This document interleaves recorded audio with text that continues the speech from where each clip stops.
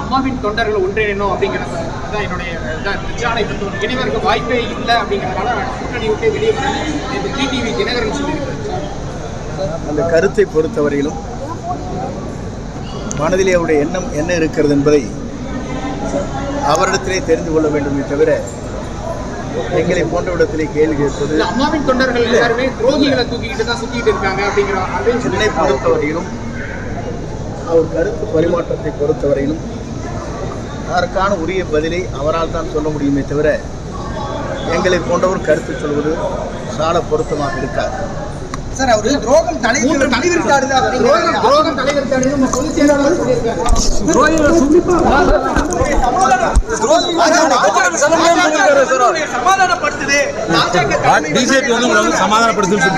கருத்துக்கெல்லாம் நாளை பதில் சொல்லுகிறேன்.